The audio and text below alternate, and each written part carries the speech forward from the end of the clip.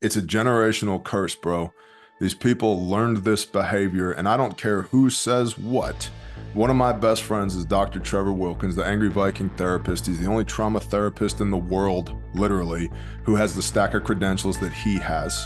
And I've talked to him about this a lot, and I've talked to myriad other professionals about it. This is not a sexual orientation. People do not abuse children because they're attracted to children.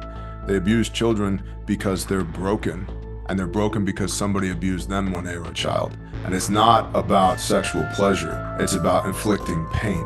And they want to inflict as much pain as possible so that somebody else can feel what they felt when they were growing up. And a sickening trend right now is that children who are being abused are becoming younger and younger. And the reason for that is because nonverbal children can't testify in court. And so nonverbal children are being targeted for sexual abuse. And 78% of the people who are doing this, that frankly, they look like you and me. They look like well put together, nice white guys. That's who it is, 78% of the time. And they typically position themselves so that they have access to children, whether it's at school teachers, daycare, church programs, etc. So advice to the listener, be really, really careful who you let your children around. Because it's always that guy. I could have never, no, he was such a nice guy. He would never do that. It's always that. It's never the guy you think who's like, looks like a scumbag. He might be a scumbag, but he's not doing this. It's always the normal people, the pastors, the leadership, the school coaches, the town cops, the mayor, people in positions of authority who have access to children. And so I would have never thought we'd be here in 2024, having been doing this for years, learning as many lessons as we can on the fly to rescue and restore juvenile human trafficking survivors, but here we are. And that again is rooted in the father said, hey, you got to do this. And I said, okay, that shit sounds crazy, but I'm going to do it. And he has blessed it.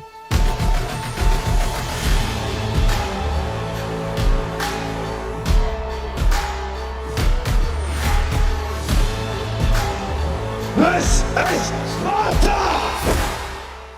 Welcome back to Spartan Leadership. I'm your host, Josh Kosnick. And man, I am excited today. I got my friend, the Big Bear, TJ Morris, with us in the house. And for all of you longtime listeners, thanks and welcome back. Make sure you're sharing episodes, liking, subscribing, doing all those fun things the YouTube kids tell us to do.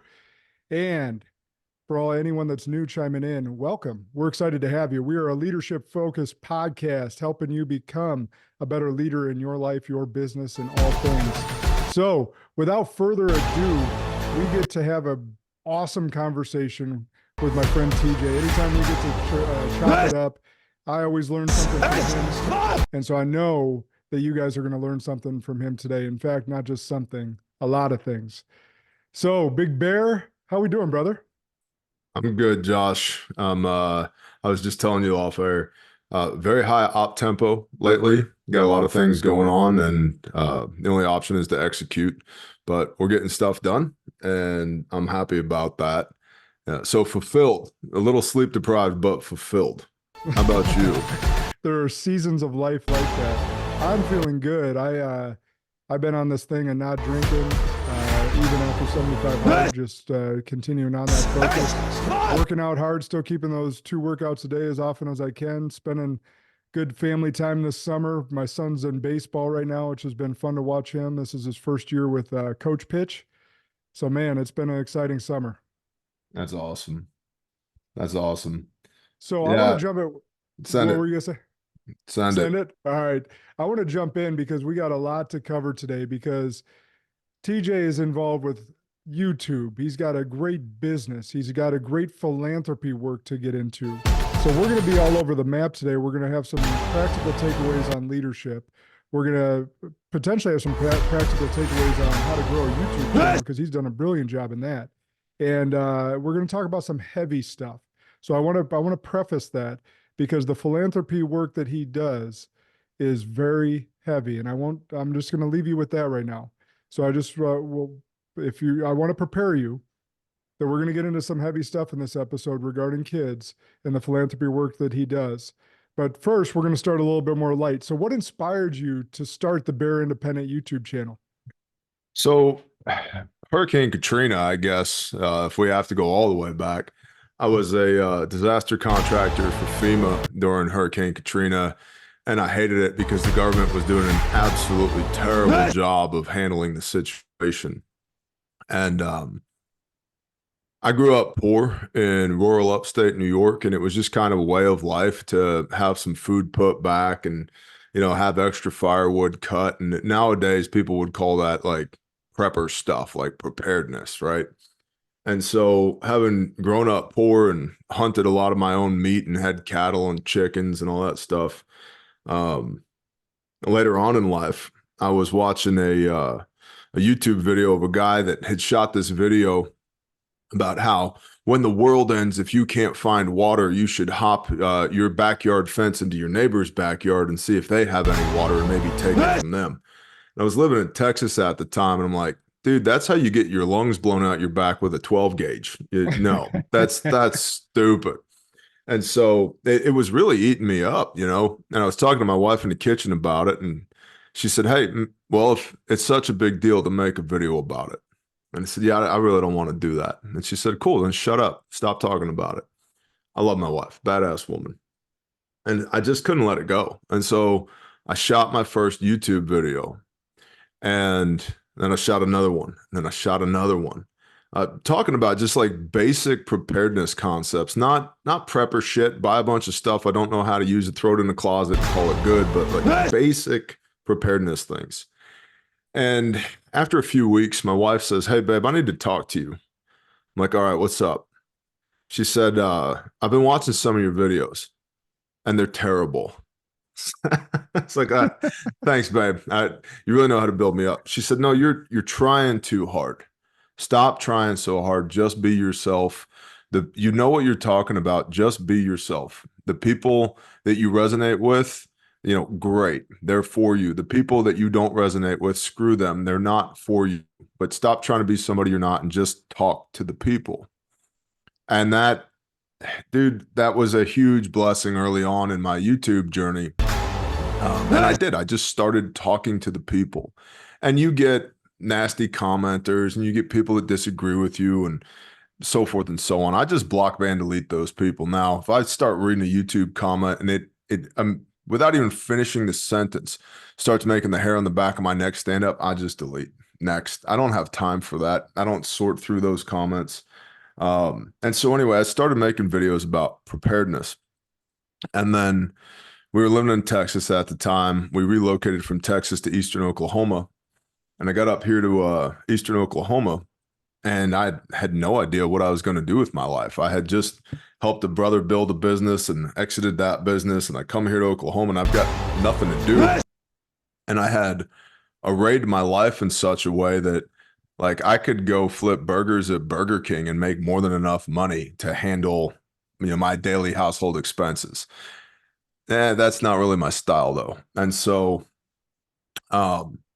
I was walking around in the side yard out here and I was screaming at the creator, the audacity. And I said, hey, I know I'm supposed to be doing something, but I don't know what it is, but I'm stupid. So if you don't tell me what it is, I can't do it. And that's going to make me disobedient. And I don't want to be disobedient because I'm tired of you kicking my ass when I don't do what you tell me to do. So tell me what to do and I will do it. Clear as a bell. I heard, read my word. And I said, I am. And he said, on camera, you idiot. And I said, wait a minute, I didn't sign up for that. I'm nobody. I don't want to do that. And so against all YouTube recommendations, all the professional YouTubers out there, I started reading the Bible on camera. In addition to talking about preparedness, in addition to talking about homesteading and a whole nine. And my little YouTube channel went from 2,000 subscribers to 200,000 subscribers against all odds. Now, one of the things that I've never done is I've never monetized any of the Bible content because I think that really muddies the waters. Yeah. I think when you start to profit from the word of God, your motivations change and you start tickling people's ears, telling them what they want to hear versus what the word actually says, which then you're no longer beyond reproach at that point because you've altered the word of God to make people feel good about themselves, rather than preaching the word of God, teaching the word of God in such a way that causes people to reflect upon their broken, sinful nature and then do better. And so I've never monetized any of that, but the channel continued to grow and grow and grow. And out of that was born, out of the channel was born Refuge Medical, as well as our two 501c3s, Kaleb House and Grindstone Ministries. Man, that's awesome. So we'll get into both the business as well as Kaleb House, but I want to talk more about the self-sufficiency and preparedness, because I think in this world nowadays, it is incumbent upon us men, particularly, but women as well, but us men as protectors and providers to prepare and to be prepared to protect our children no matter what comes our way. I mean, just take the instance of this internet outage and people not being able to fly. And what if that's widespread? What if there's an EMP that hits, that China hits us with, or Iran hits us with, and our whole grid's out? You know, let's potentially go there. So we now know your passion and your expertise in it. Talk us through some basics for a novice to be prepared if the internet goes out. We don't have access to reach our wives. We don't have access to email. We don't have access to our cells. What's our steps? Sure. And so if this tickles your fancy, at our YouTube channel, Bear Independent, I've got a free playlist called the Prepper Classroom. I think it's 28 Awesome. or 30 episodes where this is all broken down Barney style on a whiteboard. And so there's some major food groups. You know, if you think about that FDA food pyramid thing, that sham that they sold us 40 years ago. So when we get into preparedness, right, the first thing that you should do is not freaking panic, because everybody panics and they buy a bunch of stuff that they don't know how to use. They throw it in a bag that they're never going to carry, or that they can't carry because they don't have the physical conditioning to carry it, and go, check, I'm prepared, next. So don't freak out. The next thing you do is you look at from your most likely threats to your most impactful threats. So like an EMP is incredibly impactful. It's becomes a little bit more likely every day, but it's still not likely. It's plausible, could happen, but not probable at this point. Probable is like the power goes out in Texas because it's cold, like it did a couple years ago, or there's a hurricane, a tornado, there's flooding, there's earthquakes if you live on the West Coast, whatever it might be. And so you start assessing the risks that the most probable threats, the risks that those threats provide to you, right? How do I mitigate those risks? It comes back to basic stuff: food, water, shelter, commo, intel, just over and over and over again.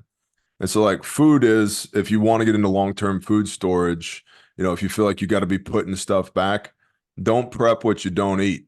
And so if your family doesn't eat black-eyed peas, you don't need a pallet of black-eyed peas because you're never going to go through them, right? The big four are corn, rice, wheat, and beans as far as long-term storage is concerned, because you can literally stockpile tons of that stuff and it'll last forever if you store it properly. That's a lot for a lot of people. They don't really want to go there. So when you go to the store, whatever you're already buying that you're putting in your pantry, buy a little bit of extra of that and set it aside, and shoot for like initial goal 2 weeks, and then a month, and then 2 months, and then 3 months. And some people have 6 weeks worth of food in their house and they call that prepared and they're good with it. Other people have 7 years worth, and that's their level of preparation. It's all about you mitigating whatever the most likely threats are for you as you perceive them. So if you think there's going to be an interruption in services for 4 to 6 weeks, that's what you prep for. If you think the global system is going away because CrowdStrike put the wrong line of code in their most recent update and it's not coming back, you might want to like move to the country, buy some cows, and have 10,000 pounds of food put up. That's entirely up to you, right? Then it's water. The standard moniker for water is people say you need a gallon of water per person per day. The people who say that have never done it, because that's bullshit, right? You just mentioned you were doing 75 hard. It's a gallon of water minimum per day right there, right? Yep. Okay. Now, all the food you stored is either freeze dried or it's dried. So how do we cook it? We need more water. Okay. Shower. So add another gallon there, and then you need a gallon per day minimum for hygiene, because the three vectors for disease in austere environments are flies, fingers, and feces. Meaning I gotta have a way to clean my dirty body, or I'm gonna get sick and then I'm gonna die. And so it's a gallon for drinking, a gallon for cooking, and a gallon for cleaning every day. That's 3 gallons per person per day. And so if you've got 4 kids or 4 people in the house, right, that's 12 gallons a day, average 30 days in a month, that's 420 gallons of water. That's a little bit more than a few cases of water in the garage, but you should start with a few cases of water in the garage, then get some water totes, some water barrels, so forth and so on. And you can extrapolate this out as far as you want to go. Where I live right now in Oklahoma, one of the reasons we bought this property is I've got 3 wells, 3 creeks, 2 ponds, 2 artesian springs, and rural water and rainwater collection. I have 11 sources of water on property. So I'm very unconcerned about water because I've got water everywhere. That's intentional. But I didn't begin there. I didn't start there. That's after 20 years of doing this. Now, when I'm buying property, I know what to look for. I want to have water on property. It's one less thing to worry about. And shelter is like, dude, four walls and a roof. In summer, I'm not going to get too hot and die. In winter, I'm not going to get too cold and die. And a lot of people then extrapolate from shelter external threats like, I don't know, people coming across the southern border, or on Antifa's rioting, or the, Panamanian paratroopers landed the next 3 towns over and we got to run. So we have to bug out. And this is where everybody starts to mentally masturbate, is on the bug out, because they're going to get a 97-pound rucksack on their back filled with everything but the kitchen sink. They don't ruck, they don't PT, they don't know how to use any of this stuff, but they're going to walk into the state park or the wilderness and set up camp and survive for a while. And it just doesn't work. It just doesn't happen.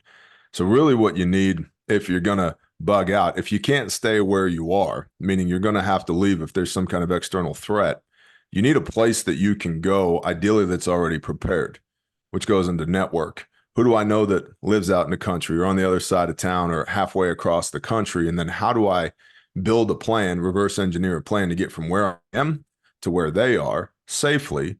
And what are my indicators for when I've got to go? If I've got a list of 7 things that could potentially go wrong, do I jump?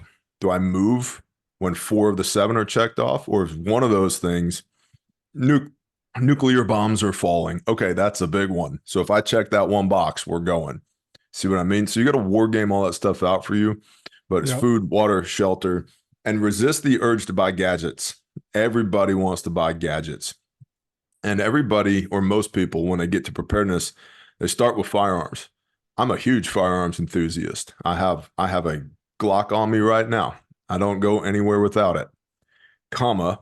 You don't need 19 AR-15s, or 12 shotguns, or a race pistol and a wheel gun. And you don't need any of that. You need a pistol that you can shoot and a rifle that you can shoot, and a way to carry ammunition for those 2 things. And a lot of people go super deep on the firearms side because firearms solve immediate problems immediately. And that's great. If somebody decides we're in a life and death situation, deadly force engagement, the only way you're going to fix that is being better at deadly force than they are. Yeah. But then what? What afterwards? Right? Like right now, we live in 2024. We have still, magically, in the United States of America, we have as compared to other countries, a pretty good healthcare system. If you get shot in the arm and I get a tourniquet on you, we're going to put you in an ambulance, take you to a hospital where a surgeon's going to put you back together.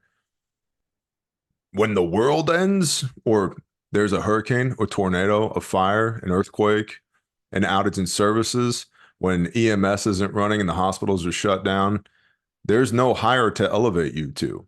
Meaning, don't get shot in the freaking first place. Don't go looking for gunfights. And a lot of preppers like geek out on all this gunfighter gear. They're not gunfighters. You're never going to be a gunfighter unless you're like 20 years old listening to this right now. You're going to join the Army and then get into the pipeline for the 75th Ranger Regiment. Stop. That shit's retarded. You're going to die. Please don't do that. It's really good stuff. Now, one thing you touched on briefly but didn't dig into was comms. Yep. So what are your thoughts on sat phones, or what should we be looking for communications? So the further away you are from home, or the longer you're going to be away from home, the better communications plan you need. Okay. So it's a proximity issue. If I'm 10 minutes from my house, I don't really need a comms plan. I just need to go home. If I'm 1,000 miles from my house, I need a better comms plan. And a lot of people will buy like the Baofeng UV5R handheld ham radio transceiver. Those things are junk. They're useless as wheel chocks, let alone as radios. They're trash. I use Yaesu as a brand that I use, and much better build quality, but still attainable as far as the price is concerned. You need to have some type of radio plan. You can GMRS, FRS, ham bands, CB, all those things may be up. They may not be. It all depends on whatever the external threat is. If the grid goes down, the repeaters run on the grid, and they may have backup generation, just like cell phone towers may have backup generation. But typically, there's enough fuel at those sites to run the equipment for 8 to 24 hours, and then it goes down. And then so cell service is down. Ham radio repeaters are down, et cetera, et cetera. So Garmin makes a little thing. Gosh, what is it called? I have one. It's a little dangly thing that you can clip it to your vest, or you can clip it to your backpack, or whatever it is. And it allows you to pre-select 3 different text messages, like I'm okay, or had to make alternate plans, but I'm okay, or I've had an emergency. And you can hit a button and it will send that to your contacts instantly. Super cool. And it works off of Garmin's GPS satellite license. It's not working off the cell towers. So, or you could go all the way deep on sat phones. Those will work until they don't work.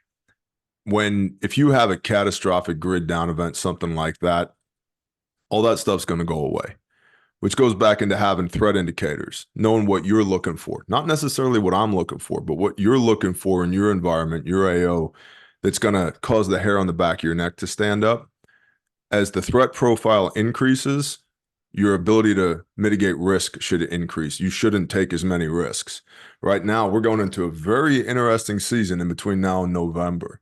As far as travel is concerned, I'm taking less risk right now, simply because I don't want to be as far away from home for as long right now, because if something stupid happens, I want to be able to get back to the people that the Father has given me to steward, to protect, provide for, and bless. Does that make sense? Absolutely. That makes a ton of sense. And people should be thinking about that. And I think that between now and November, as you just mentioned, there's going to be a lot of interesting things, and we don't know what those interesting things are going to be yet. I mean, just this past week and a half, we've had an attempted assassination, and a current president, we don't know if he's alive or not. Well, listen, don't tell anybody, but the FBI knows that there's 4,000 terror cells, not individuals, cells in the United States of America, and their primary makeups are Chinese, Russian, and Middle Eastern. And those are the ones we know about that are here. And so if each cell had 5 guys in it, that's 20,000 known bad actors in country already. And then it's been going on for the last couple of years. IPB, Intelligence Preparation of the Battle Space. They're doing recons. They're doing what's called red cell, running up on a facility, causing making some bad stuff happen, shooting power transformers, or cutting chain link fences, or trespassing on the military installations, just to see what happens, so they can document how people are responding to this, so that when they do it for real, they know what our response is going to be, so they can mitigate our response and be effective on target. And I mean, the former President Trump, they're now admitting had a known assassination threat from the nation state of Iran. Iran is friends with Russia. They do massive amounts of business together. Russia washes money through Iran, and then Iran funds everybody whose name starts with an H in the Middle East. The Houthis, Hezbollah, Hamas, Houthi and the Blowfish, everybody else is all funded by Iran, right? And now Iran has an assassination plan for former President Trump. And who's in charge of his security? Well, I think she as of today, just stepped down, right? But the United States Secret Service, that is more concerned about DEI hires than they are about efficacy. So if a billionaire former president can't secure his own safety and protection, the rest of us should probably be on notice. 100%. All right, let's shift gears because that was really good. And by the way, I hope everyone picked up the leadership tips that were in his preparation tips.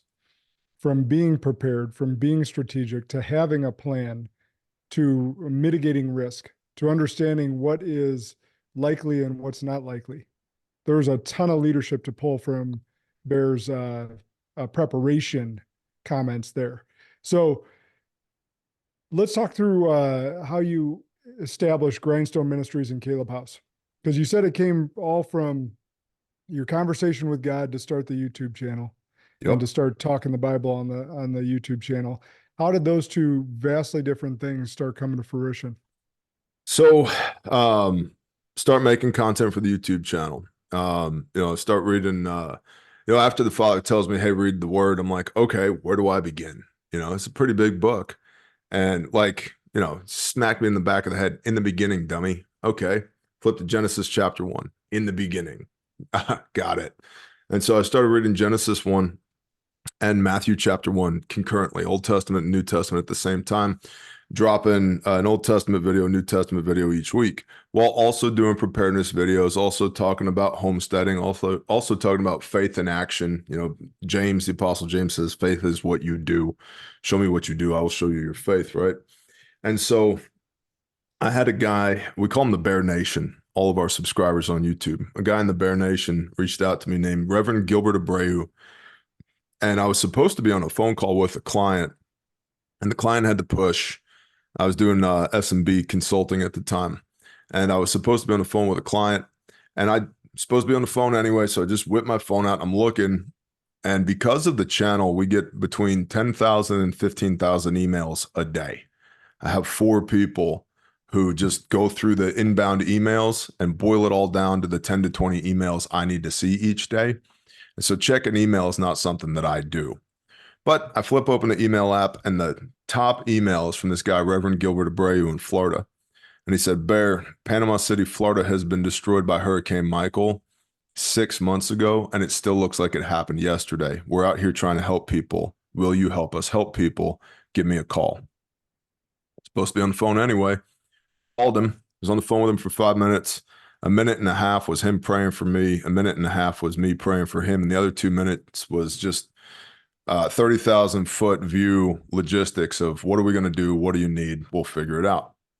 And so I hop on the YouTube channel and I said, hey, I'm going to go to Florida. I'm going to go help people. I don't know exactly what I'm doing yet, but I'm going to go help people.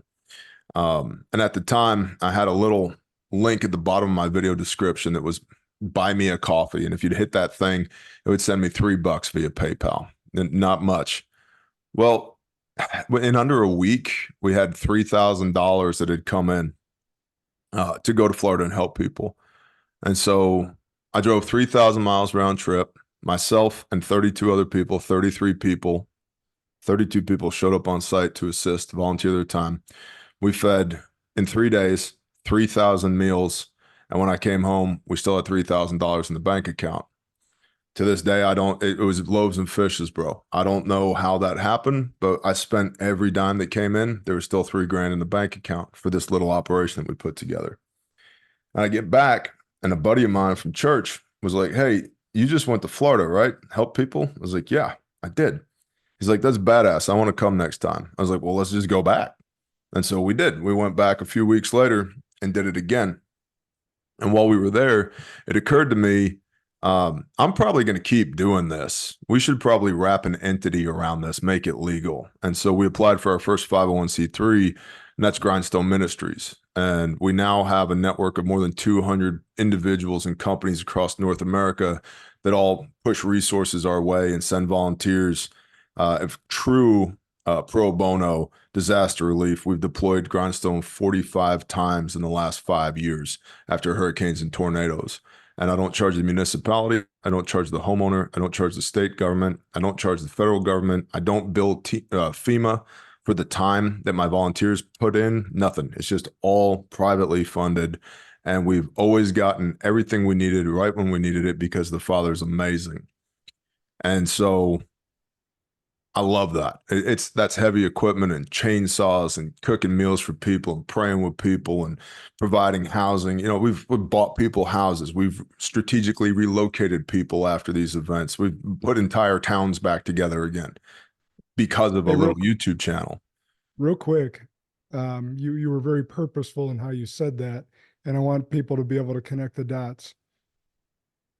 You don't charge back FEMA for time. You don't charge the municipalities. Explain how the other charitable causes that we know of and have probably donated to, what they're doing that's not right and why you chose to go down this path. I appreciate you bringing that back up. So 501c3 not for profit doesn't mean you can't turn revenue. Okay. And the way most of these organizations are founded and funded, and absolutely all the names that you've heard of in the disaster relief space, from the really big ones to the little tiny ones, what they do is there's a FEMA form that, let's say I'm Bear and Josh, you and your homies are going to come to Barnesville, Oklahoma. That was the last place we did a deployment. You come to Barnesville and 10 guys show up. Every day on that FEMA form, I fill out 10 guys and the equipment that you operated and trucks and trailers and heavy equipment, all that. And I itemize all of that on a sheet. And every day I turn that into FEMA. You're volunteering your time out of the goodness of your heart and the conviction of your spirit, to come and help these people who lost everything. But while you're here, unbeknownst to you, I'm taking this timesheet and turning it into FEMA at the emergency management trailer every day and billing FEMA for your time that you're donating. And that happens to the tune of billions of dollars per year for these air quote nonprofit organizations. And I think that's completely disingenuous and absolute bullshit. And part of, entrepreneurship and leadership is I want my companies to be so strong and so impactful and so effective that I can deploy my resources as I see fit without having to get the government involved and without having to song and dance you into feeling guilty to come and help me with your time and your resources. And so it's just completely disingenuous that you have people who are volunteering their time without them knowing that the time that they volunteered is being billed to the federal government, and that 501c3 that they volunteered with is being compensated for your volunteered time. So we don't do that. Yeah. So it's many people have probably shown up to volunteer their time. Do you mind if I say the words? Send it. So to the Red Cross, we'll use them as the biggest one because they're the biggest name, and I've donated money to them. I think probably Katrina and others I've donated money because my heart hurt like for everyone else, for my fellow Americans. And I think I'm doing the right thing by doing that. Let's say I'm volunteering my time. I go there and I fill out that timesheet. The Red Cross is then getting that kickback from FEMA. So you guys got to understand that it's kind of smoke and mirrors. And you're volunteering your time, but at the same time, they're getting a kickback, which in turn, you as a U.S. taxpayer are paying for because the federal government doesn't make money, it takes money. 100%. And those guys, all these big organizations, the big church groups, Red Cross, all of them. Red Cross, for example, Barnesville, Oklahoma, and Ardmore, Oklahoma, within 5 weeks of each other, had a series of tornadoes. There were 2 people from the Red Cross in Ardmore, Oklahoma, and there were 2 people from the Red Cross in Barnesville, Oklahoma. 2 of them. It's total 4. And these are about 140 miles apart, maybe 150 miles apart. The Red Cross raised $78 million on the back of those 2 storms. And they had 2 people deployed in each location that, as far as impact on the ground, minimal. But they had volunteers from the local. Yeah, we had 50 to 60 people round the clock for weeks in Barnesville, Oklahoma, operating out of our pocket and the money that people donate to us to cover Grindstone's operational costs. We took over a gym at the high school and turned that into our FOB, our forward operating base, sleeping people on cots, cooking for ourselves, just going to work with a smile on our face. And the director of Oklahoma Emergency Management came over to us one day and she's like, "Who are you guys?" It's like, "We're Grindstone." She goes, "You guys are amazing. It's like, thanks. What's up? And she goes, she goes, I've been doing this for 21 years. You are the only nonprofit I've ever seen where everybody has their PPE, personal protective equipment. Everybody has a radio. Everybody's working. Things are actually happening. Your people are polite, but you're effective. You have all your own equipment. You don't need anybody's help. I was like, no, we're here to help. I don't want anybody's help. And Josh, part of this is I was teaching the class yesterday. I happen to the world. The world doesn't happen to me, right? These people lost everything they had. Now I'm going to come in here and I'm going to be a whiny little bitch too. No, I'm here to help and we're here to get shit done. And so we do. And so when I come in, they give us a sector, which is an area of land, X number of city blocks. We had sector 5 in Barnesville. It was bigger than the other 4 sectors put together. I come in here. This is my sector. County sheriffs want to come in and tour the sector? Cool. You talk to my guy out there by the road. Power company wants to come in? Awesome. Coordinate with my guy at the road. Gas companies here? Talk to my guy at the road. So we have traffic control, interfacing with the homeowners, making sure they're getting everything they need. The Red Cross is going to come and tour the damage so they can give that information to FEMA. We will let them in when we are ready to let them in. This is mine. And I am here to reestablish normalcy for these people. I'm taking dominion over this because that's part of a man's job biblically. Genesis chapter 1 is to rule and subdue, to work the garden and to guard it. Well, this garden got all the way screwed up. We're going to put it back together again. And so, yeah, I'm not coming out here for the photo op. I'm coming out here to get shit done. So much so that we have thrown dozens of other organizations out of our sector because their media teams will show up, hop out of their van with their cameras and their drones and start filming our guys working to raise money on the backs of my guys who are actually donating their time, so that they can go to their donors and get $78 million off of a couple of storms. It's absurd. Oh, that is maddening. And most people, and that's why I wanted you to connect the dots for it, because most people think that these charities are doing altruistic work. And to a degree they are. We want to give a little bit of credit where credit's due, but a large part of it has become a money game. And Yep. if you go to charitynavigator.org, you can actually look at all of these big charities and figure out what percentage of their actual revenue gets to the ground, gets to where it's supposed to go versus inflated salaries and overhead expenses and all that jazz.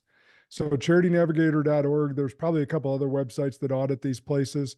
But if you want to know if your money actually gets to the people, that charitynavigator.org actually grades these and will give them a percentage. Like we looked at Alex's lemonade stand many years ago as we were raising money for childhood cancer. And I'm proud that myself and my team have raised over $1.5 million for them for childhood cancer. But the reason they were chosen in large in part is they were rated at 92%. Only 8% went to overhead expenses because it was a mom and dad that lost their daughter to cancer. And they started a foundation because she was running a lemonade stand out of the goodness of her heart while she was alive to raise money for other kids with cancer. And they continued on with her mission and legacy. And so they wanted most of the money to get back to the kids. But these big organizations, they are overinflated with salaries and expenses, and very little of the money actually gets to where you think it's going. Yep. Yeah. And to that point, I do not get a dime of salary, nothing. I get nothing from Grindstone or Kaleb House, and the boards for both Grindstone and Kaleb House are all volunteer as well. And so we do pay people inside of those organizations, but that's at like a tactical level to get shit done, like director of operations, and especially Kaleb House with the field teams. These people are putting their lives on the line. I've got to compensate them for what they do, but none of the leadership is paid. It's all volunteer, and that's incredibly intentional because I want people whose heart is in it, not who are trying to just get a paycheck out of this deal. Yeah, So, dude. Before we get to Kaleb House, Bear is an actual business owner. You would think with all the charitable work he's doing, that's all he's doing, but no, he's an actual business owner kicking ass in that world as well. So talk a little bit about Refuge Medical and what you've learned, because you've owned multiple businesses, but to glean that experience and what you're doing with Refuge Medical is pretty cool as well. So tell us a little bit about that. sure. So I told you I grew up poor. I started my first business with a $500 pickup truck and a $200 chainsaw. And I sold it, I started at 17. I sold it at 22 for 1.4, which for a poor kid is like all the money in the world. And I'm one of the few people that I know that has spent more than $1 million on cocaine, because at the time I was a complete mess. And, but I learned a bunch of lessons and got off the coke, quit drinking, blah, blah, blah. And Well, so you made your dealer a 7-figure business owner as well. yeah, man. I'll tell you what, when a guy pulls a 1911 on you on a drug deal gone bad, you're like, maybe I should find something else to do with my spare time. But anyway, my dad was an absolute workaholic, entrepreneur, and I caught all of that from him. And so kind of back to the YouTube channel, we move up here to Oklahoma. And as part of the preparedness journey, I'm trying to put together a good first aid kit. I can't find any that just don't suck, or they're decent, but they're all made overseas. And I'm big on, let's please not arm our enemies. Every dollar you send over to China is being weaponized against us. And so I had a buddy of mine who had a sew shop, and I sent him $1,000, and I literally took the top of a pizza box and I cut the cardboard out and I bent it and shaped it and duct taped it in such a way. And I was like, I want this kit to be shaped like this. Here's the pattern, $1,000 in the top of a pizza box. And he sent me one model, quantity 6 back, 6 units of this first prototype back. I was like, these are pretty cool. And so what do I need 6 first aid kits for? So I sent one to a buddy, Special Forces, and another buddy who's Air Force PJ, pararescueman. I said, just give me your honest feedback. And they're like, okay, cool. Well, PJ's come back and they're like, this thing's great, except it's really hard to deploy the kit when it's wet. That makes sense. It's not my job to jump out of helicopters into the Pacific Ocean. Never occurred to me. Thanks for the end user feedback. I'll tighten that up. I'll fix that. Cool, I fixed that. And they're like, we love it. We want 50 of them. Okay. Call my buddy and said, hey, make 50 more of those things. SF calls back. They're like, we love it. We'll take 100 of them. Call my buddy back. Hey, make another 100 of those. And I started talking to my audience about this stuff going on. I said, man, these first aid kits seem to be a thing. Well, I started that with $1,000 a pizza box, working part-time in my barn out here on the land. And we're now on 4 continents in 5 years, and with 126 lives saved to date with our kits that we know of. And the whole concept, the whole reason Refuge Medical was born is you can't, at least you couldn't at the time, get a real trauma-capable first aid kit made in the United States of America. And that's what we do. We make everything here. We guarantee it forever. If you break it, I will replace your kit at no cost to you. If you use the contents of the kit to save a life, I will replace everything up to and including the entire kit at no cost to you, because I want good people to have good kits for the preservation of life. And we scaled. We bootstrapped this thing from the barn to 500 square feet in town, and then from there to 1,700 square feet, and then from there to 8,000 square feet.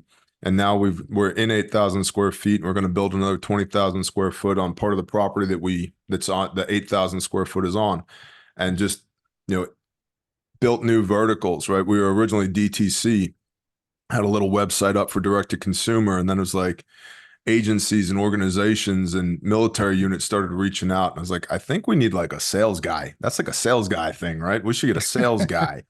And so we got a sales guy, and the sales guy was like, hey, I think we need like another sales guy. And so, built out a sales team. And then, and so anyway, all of that, Josh, I'd run businesses more or less my whole life. And I've been part of the team that has scaled businesses from nothing to like 10 figures, but I'd never been the guy. And so I am CEO of Refuge Medical. And I will tell you, like, up until maybe 18 months ago, I didn't even know what the hell that meant. It was just the thing that was on a business card, like basic things like how to read a financial statement. What's a P&L? What's a cash flow statement? I don't know. Is there money in the bank? I was doing all of that. And as the business has grown, it has forced me to grow as well, to the point now where I really do operate as CEO. And my chief job inside of the organization, what I'm responsible for, is culture and vision. And I have people that handle everything else. But I do understand when the financial team is like, yo, boss, we need to do X, Y, and Z. Got it. Yeah, we'll do X, Y, and let's do Z asterisk. Let's do it this way instead of that way. Okay, sounds good. Or the marketing team, or the sales team, or the product development team, or whatever. Team. coming back to the leadership concept, I got to lead these people. And the way that I do that is by being able to cast a vision for them that they all buy into. Right? You can't navigate without 3 points to triangulate from. Right. So that's just like a thing. If we're map and compass stuff, we're using a GPS, we need 3 points. Well, in vision, it's where we came from, where we are, and where we're going. Those are our 3 points. Right. And so I have to be able to articulate that to the people who have been with me for the whole time and to the people who just got hired yesterday. And then the culture part, man, if I establish the culture and maintain the culture, that they police themselves. We have a lot of people who have come to work at Refuge that just didn't quite work out because we're a little bit different. We're a little intense. We are about the preservation of life and serving the Father's kingdom, and we're like unapologetic about it. And so the people from a cultural standpoint that can't keep up, they wash out. They don't stick around very long. I don't have to fire them. They fire themselves. And here we are. Dude, there's so much. Thank you. There's so much good stuff there to unpack. All right, the triangulation piece. I teach this when I'm working with leadership teams and EOS and otherwise. But anytime I tell them to tee up a quarterly meeting or leadership team meeting, I'm saying you give them the state of the state. You tell them, hey, remind them where we've been. Remind them where we are. Give them a current reality check, and then tell them where you're going.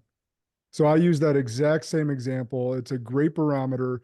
It is perfect to remind people, hey, this is how far we've come. And this is where we're at. And we haven't reached the mountaintop because this is where we're going. Because as soon as you think you've arrived, you've lost. So there's always got to be a next point. And the visionary's job is to cast that vision and to remind them often of that vision. So a great point on that. The other piece is the culture point. Man, you are so right. When you have such a strong culture, you don't have to fire people. They fire themselves because they realize they're not part of the tribe. This is a different breed of tribe that I don't fit in, and I need to find my own tribe. And they may not do it in a graceful way all the time. They may lash out. They may say, you're the problem. They may do this, this, and that. But what they're doing is self-selecting out. And that saves you the conversation. That saves you the time and effort. And it allows room and space for you to get someone that belongs in the tribe. 100%. I just had a guy yesterday. We were teaching. So Refuge has grown from like we make first aid kits to now we teach people the fine art of how to not die. And we've trained thousands of people from grandmas to Navy SEALs, tactical medicine. And everybody thinks tactical, they think guns. Tactical means violence is happening here. And if I smash two cars together at a high rate of speed, that's tactical. Violence is happening here. But we just ran 53 students through a 2-day class at the Refuge HQ. And this guy comes up to me afterwards and he's like, man, I'm about to move into the area. And I would really love to work here. I feel called to work here. I was like, cool, let's talk.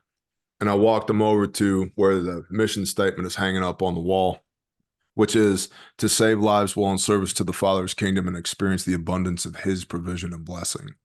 I said, can you get on board with that? They said, I can. I said, all right, cool. I said, now walk with me. I took them back into shipping.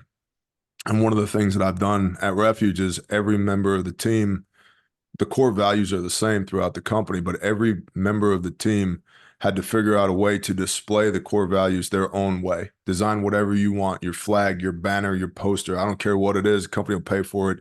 You design it. Our core values, hang it up where you can see it. So I took them back into shipping, where DR runs the shipping department. I said, hey, come here, look at this. Look at our core values. Can you get in line with that? And he read through it, and he read through it again. He read through it a third time, and he was quiet for a minute. He was choked up. He's like, yeah, I can. That's beautiful. I said, okay, cool. Now come with me. And I took him over to see Bob because we'd have a Refuge house party after each big training event, right? The students are smoked. They're covered in mud. I've been shooting at them all day. And so then we give them some food. We hang out.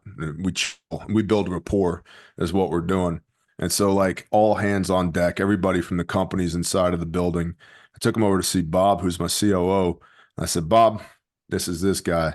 He's interested in working here. have a conversation. If you think will be a good fit, when we have an opening, let them know.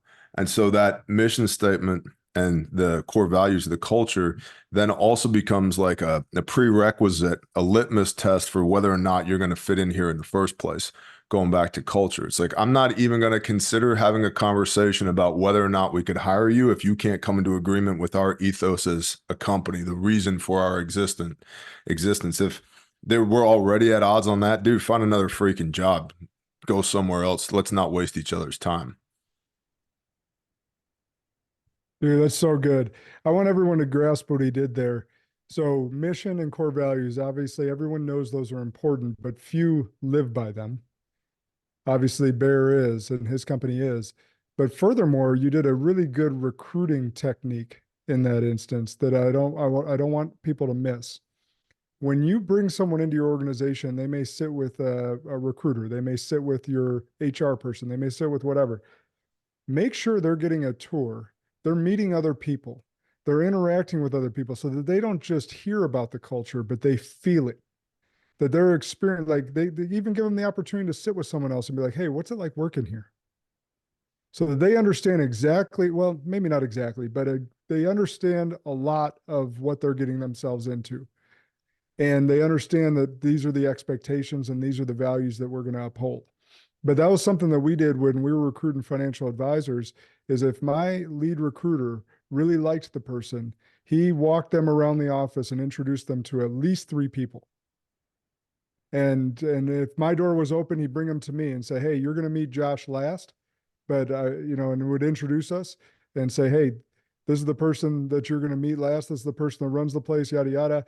But it was a good interaction point, get to shake hands, look each other in the eyes, and don't underestimate that. Don't just leave it to a recruiter. Don't just leave it to an HR person or whoever your person is interviewing people and just sit in a box room and expect them to grasp A, what they're doing, or B, what your culture is.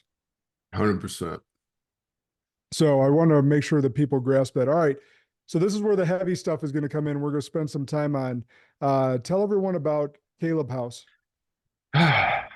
Yay. So, yeah. So Grindstone, like we are talking about, we do disaster relief, but we're go-getters. We're highly motivated. And so hurricanes and tornadoes have a season, right? And so what do you do when you've got a whole bunch of like A-type killers who are like, boss, we got to do stuff. Let's go bless people. And there's no storms. Well, you find pro bono construction work to do. And so we were doing pro bono construction work at this facility that's a juvenile human trafficking restoration facility. And we got called in because in one of their buildings, one side of the building on the first floor had spongy floors. And this is the epitome of scope creep, bro. We get in there and we start pulling the floors up. And it's like the floors are spongy because there's water intrusion. The water intrusion is because the drainage is bad. And you know what? We're gut the building, start over. So what was going to be like a 3-day deployment over the course of a weekend, we end up there for 6 weeks, hundreds of volunteers. And we touched there was, I think, 54 acres, 14 buildings on them. We touched every building, the water system for the whole property, the power system, power poles in, sewer system, everything, like everything. And the whole time was miraculous because this is not what we signed up for, but it's the right thing. And so if you don't know what to do the next right thing, right? And so we're there for like 6 weeks. And like literally, we're looking at an old AC condenser outside of this building. And it's like, that needs a A57Y condenser, whatever thing part.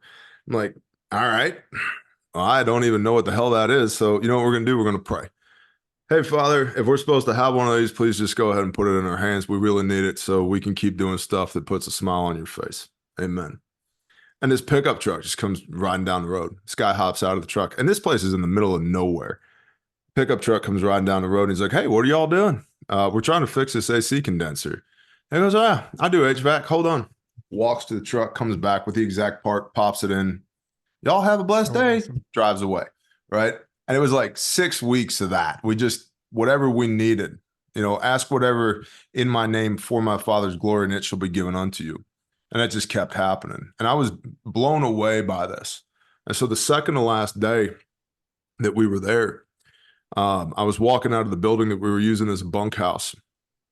And it was a beautiful, crisp, cool morning, fluffy clouds in the sky. And I was just looking up and talking to Dad. And I'm like, I'm bragging on him. I was like, you are so cool. You're doing such awesome things here. Like, this is amazing. Thank you for allowing us to be a part of this. Like, your ways are not our ways. This is tremendous. And he's like, yeah, good job, kid. I'm like, thanks, Dad. And he's like, hey, and I said, you know what? We need more of these. Like, there's got to be more places like this. And he said, yeah. And you're going to build them. Like record stops. I stopped walking. I was like, hold on. What did you say? They said, you're going to build them. And I said, I don't know anything about anti-human trafficking. I know nothing about that. I said, all I know how to do is build the buildings. He said, you build the buildings, I'll handle the rest. Well, he's a good father. He doesn't give us more than we can handle with him, right? And he meets us where we're at. Because if he had told me the absolute horseshit that would have come after that, I would have said no and been disobedient right out the gate. Because in my mind, we're going to buy a piece of land. We'll develop a piece of land. We'll put some houses on it, and we'll put some kids in here. Boom, restoration facility. Yeah, it's a lot more than property development. But we set out. We founded our second 501c3, Kaleb House, Kaleb with a K, because Kaleb is a biblical badass who was slaying giants in the promised land, and he was best friends with Joshua, who brought the Israelites into the promised land, and he was a man of war and one of the 12 spies that went to spy out the promised land. And so he had no problem killing giants. He had no problem doing clandestine stuff. He was a spy, and he had no problem with warfare. It's like, cool, dig it. Because sometimes you got to slay giants in the promised land. And so we find Kaleb House, and we buy a piece of land, and we start property development. And while we're in the process of developing the property, I get a phone call from one of my guys. And he said, hey, T, I need to do an extraction. I'm like, cool. When? Because we're not in the extraction business. He said, like right now. Okay, stand by. He's several states away. I sent a text message to some of my guys here on this end. And I said, hey, I got to go over here and go do a thing. Who's up? And within 5 minutes, my truck was full and we were on the road moving. And so we go in under the cover of darkness, and that night pulled 10 people out of a sex cult where they had been trafficked for years upon years upon years, where CSAM, child sexual abuse material, was being produced, recorded, distributed. Children were being passed around from one man to the next. Women indoctrinated, sexually, verbally, physically abused, passed around like toys. We pull 10 people out. Wasn't really planning on that, but we did. And we didn't have a facility built to take them to yet. And as we're leaving, our first safe site gets blown. See, that when you take people from bad people, the bad people view the good people as their product. It'd be like going to the cartel south of the border and just taking pallets of cocaine or heroin from them. It's their product. Well, they don't like it when you take their product from them. And so, long story, 10 days later, we finally, after like plate carriers and rifles and moving in the middle of the night, we finally get to where we can breathe for a minute. And I was like, we need to figure some shit out, because my guess is this is not going to be the last time we do this, and we need way better SOPs, TTPs. We got to figure this out. And so we started that process as well. We established 3 safe sites, 3 safe houses where we could stash people. And construction of the Kaleb House Restoration Facility is ongoing, because in the United States of America, 17,000 kids per month go missing. And there's 420 DHS sanctioned beds in the entire country for juvenile human trafficking survivors. For context, there's 11,700 current beds on the border for illegal immigrants, and there's 420 for kids who have been trafficked. Wow. And so, and then on the field side, with the teams that we have in the field, most of which are former special operators, we had to start figuring out how to get meaningful convictions on these pedophilic pieces of shit who are hurting these children. And DHS has oversight. They're 0% interested. The FBI, if the crime crosses state lines, which they almost always do, the FBI then also has jurisdiction. And while there are people inside of the FBI who are interested, the benchmark that one must achieve in order to get the FBI to start a case is incredibly high. Now, local law enforcement oftentimes doesn't have the horsepower to do anything about the problem. And then you have the Attorney General's office, which also has oversight over human trafficking, but their rules, regulations, TTPs vary greatly as compared to DHS's. So there's a massive amount of red tape. And then state and federal laws disagree. And so you can have somebody who's serially raping a child in California who's sentenced to no more than 30 days for it.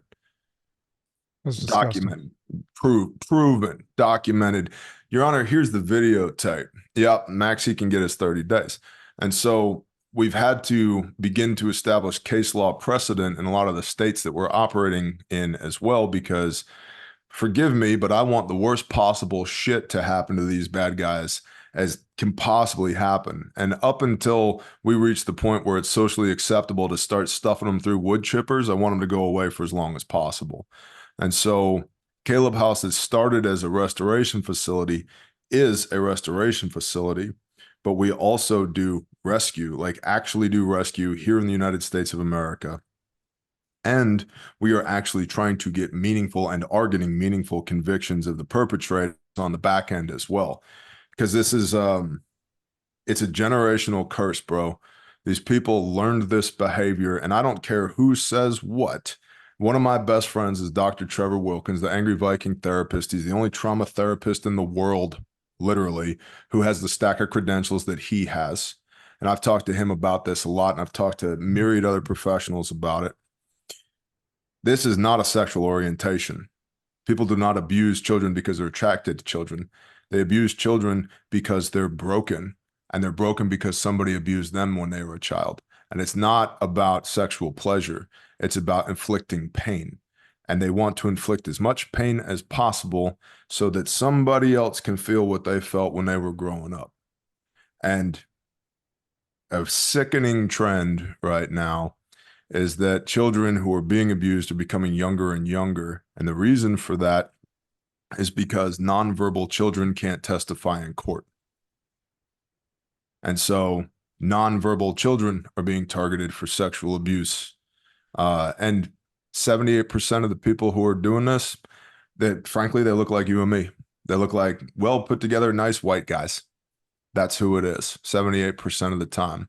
And they typically position themselves so that they have access to children, whether it's at school teachers, daycare, church programs, etc. So advice to the listener, be really, really careful who you let your children around, because it's always that guy. I could have never, no, he was such a nice guy. He would never do that. It's always that.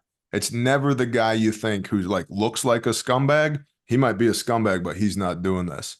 It's always the normal people, the pastors, the leadership, the school coaches, the town cops, the mayor, people in positions of authority who have access to children. And so I would have never thought we'd be here in 2024, having been doing this for years, learning as many lessons as we can on the fly to rescue and restore juvenile human trafficking survivors. But here we are. And that, again, is rooted in the father said, hey, you got to do this. And I said, okay, that shit sounds crazy, but I'm going to do it. And he has blessed it. But it is crazy. And if, as you mentioned before, the hair standing up on the back of your neck, they're doing that for me right now because it's such a disgusting thing. And so I want to give, what's the scope of this? I don't think, part of the reason I don't think we talk about this as a country, and I think it's just part, but we don't understand how big it is. Could you give the listeners a little bit of an idea or glimpse of the scope of the problem we're dealing with? Yeah, so it's massive. Human trafficking is, by definition, the exploitation of one human by another. Doesn't necessarily mean moving somebody. That's human smuggling.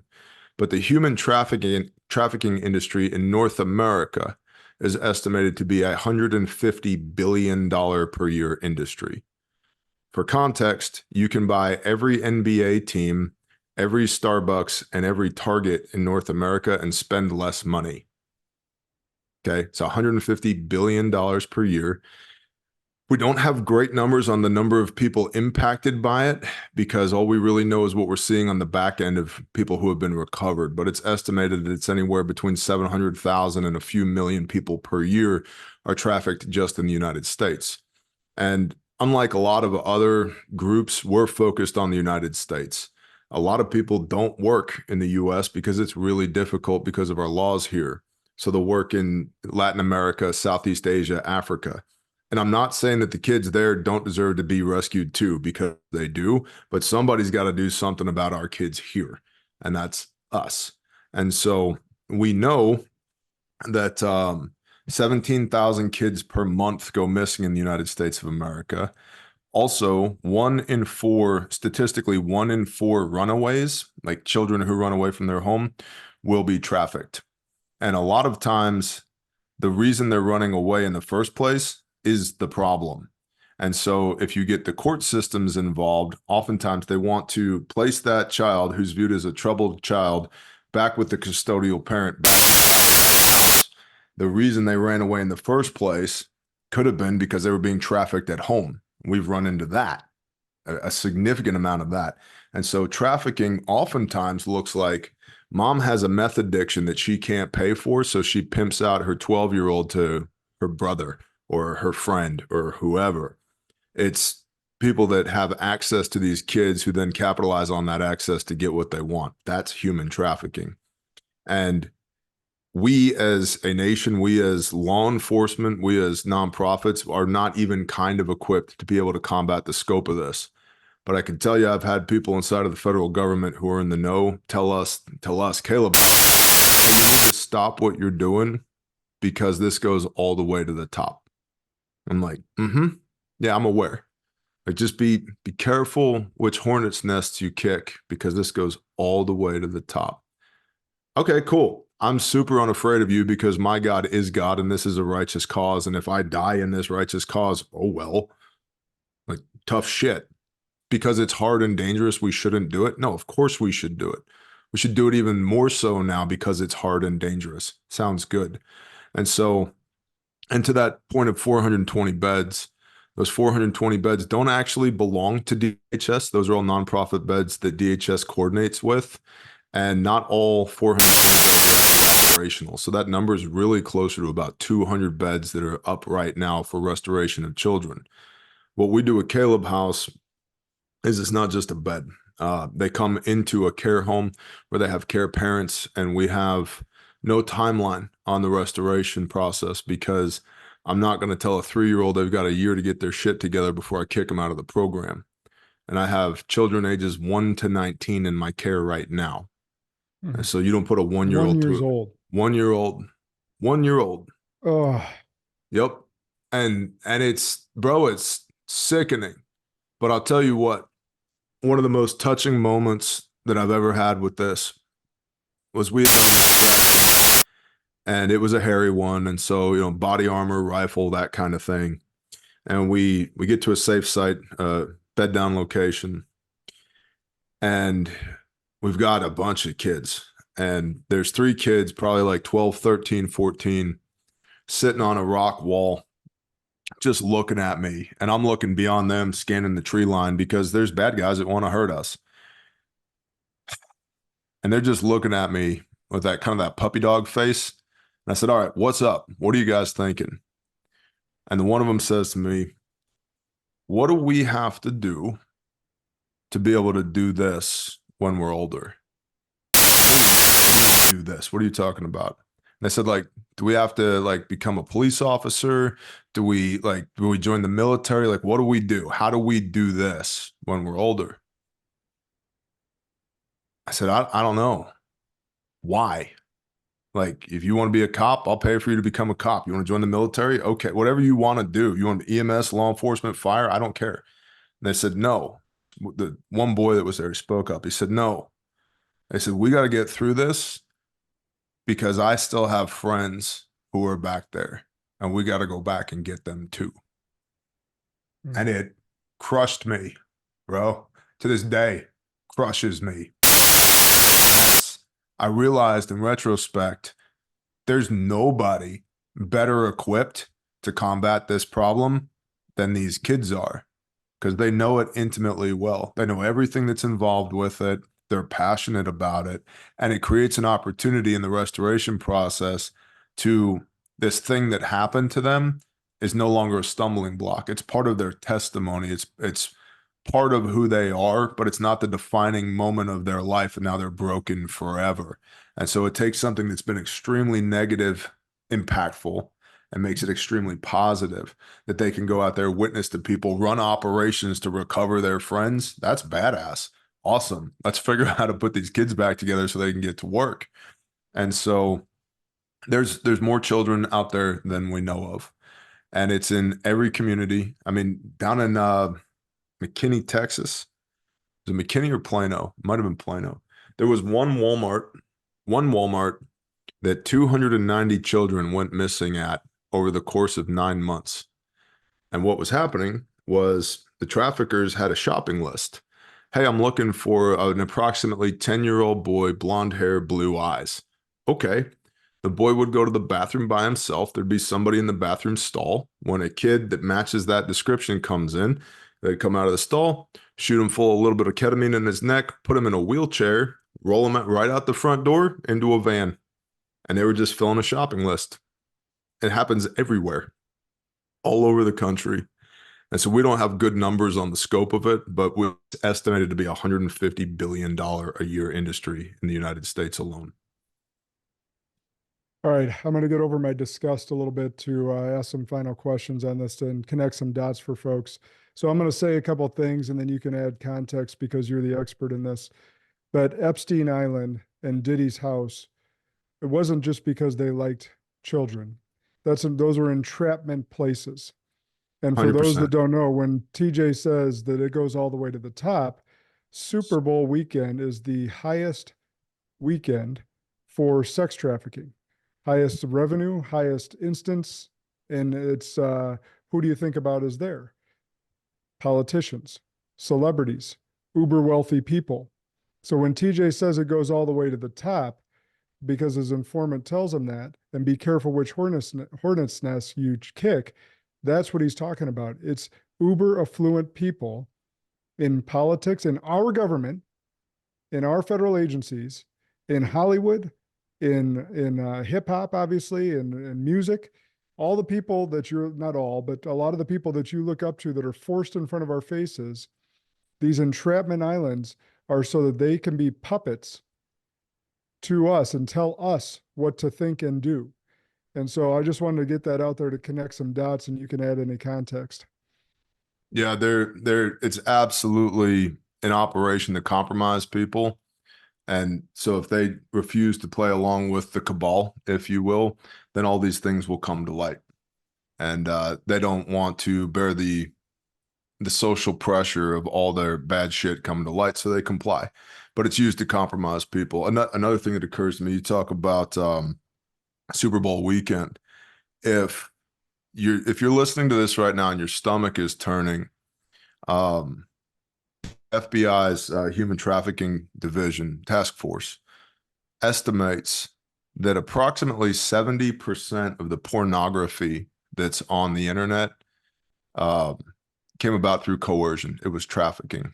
Those people did not want to be involved in that, but they are. And there's a lot of OnlyFans girls, cam girls, that are basically being kept, and their job is to perform, and their pimp takes all the money from that. And so if you got a problem with keeping your hand out of your pants, you might think about that the next time. That 7 in 10 chance that the girl that you're watching is doing this against her will. And if she doesn't do it, she'll be killed. Or in many cases, if it's nation states that are doing this and nation states do traffic people, they'll kill their family back home. And it's more impactful to the person being trafficked to know that mom and dad are going to get their heads chopped off with a machete, because it would actually be a reprieve to them if they were just killed, so they wouldn't have to go through this hell anymore. Yeah. And real briefly, because we're running on time, but real briefly, the how is the government really interacting our taxpayers or our tax dollars being used currently in the immigration problem? Because I don't think a lot of people understand how many trafficking victims are happening through our poor policies in immigration. Yeah. They're the government is a terrible steward at anything and everything. Um, People are willfully being brought into this country for myriad reasons to change, the electoral college map, to change voter demographics, sleeper cells for sure. We touched upon that earlier. Um, the government doesn't know how many children it's brought in. And recently, I forget the name of that organization, but there was an organization on the border that was funded with taxpayer dollars, Sunshine, Sun State, something like that. 278 cases, felony cases of trafficking minors, and they were funded with our taxpayer dollars at the southern border. And that's like, unfortunately, it's incredibly common.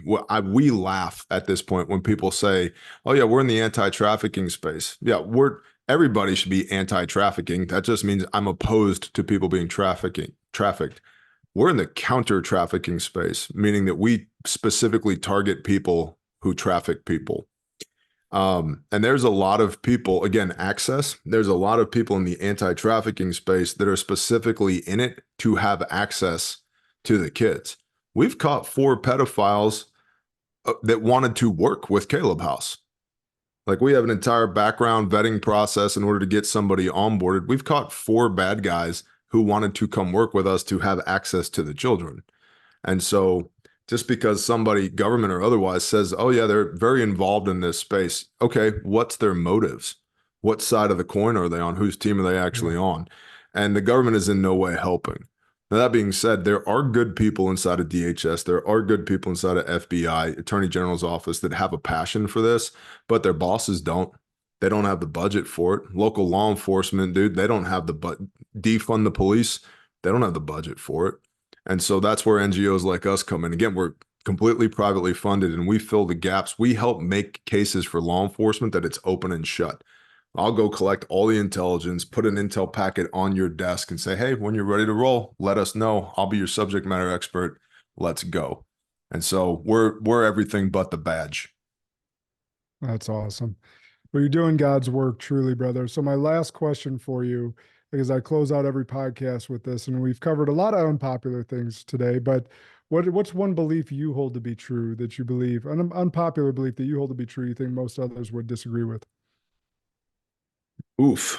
I'm kind of in my own echo chamber, Josh. I don't let a lot of people that I don't have high ideological alignment with around me, because I can't afford to be distracted. But I'll tell you what, in the world, I think way too many men who claim to be followers of Messiah are vapid pussies, and they need to fix themselves. Our Messiah was not a weak man. He was an incredibly strong man. And I think there's a lot of pastors doing a disservice to the kingdom of heaven and individual men by telling people that the way into heaven is to just be a really nice guy and never cause any waves. Dude, I'm an ordained pastor. I drink whiskey occasionally now. I use the F word. I punch people in the face, shoot guns, and make bad things happen to bad people. And I also am 100% in love with my Creator and my Messiah, and I am submitted to them and their will. And I'll tell you what, all the things he's told me to do, if I was a sopping wet pussy, none of it would have ever gotten done. And so I think the kingdom of heaven is suffering for men to step into what they were created to be, and that's not a pushover. And if you read the Bible and look at the men who are in it, none of them were pushovers either. And we should probably tighten our shot group pretty quick as men who claim to be followers of Messiah, because he absolutely wasn't a pushover. And if that's my model, my physical example of what it means to walk a godly life, I need to emanate him better. And it's not by being weak and ineffective. Kind but firm. I love it. Well, your echo chamber, whether that was through that or not lens, I mean, that's going to probably rub people the wrong way, which is what I like with that question, because what you were speaking there is your truth, and I happen to agree with it. So that being said, where can everyone follow you, get in touch with you if they need, or support Refuge Medical or the two charities that we talked about? Sure. Thank you. I'm Bear from the internet, YouTube, Bear Independent, bearindependent.com, refugemedical.com, Kaleb with a K, kalebhouse.org, grindstoneministries.com. If you go to Bear Independent, you'll find all those links there. And you can find me on the internet Monday, Wednesday, Friday. I do an intel brief. Friday night, I do a Bible video. And I'm on all the freaking socials, man.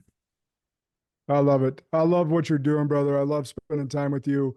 You are truly doing God's work, and it's work that, like you said, many men have abdicated their responsibilities to people like you, and it's time that more of us step up in a big, big way to help heal, particularly our nation and then the world. Amen. So, Spartans, you know what to do. Share this far and wide. Some amazing leadership, business, philanthropic, obviously some heavy stuff that we spoke through there with the children. That's a big problem that's not being talked about enough. Share this episode far and wide. Get this message out there. Bear needs to be known even more than he is, and the great work that the Kaleb House is doing, that the ministries, the Grindstone Ministries is doing, and obviously Refuge Medical is saving lives as well. So share this far and wide. Remember that good and great are the enemies of possible. Lead like a Spartan today.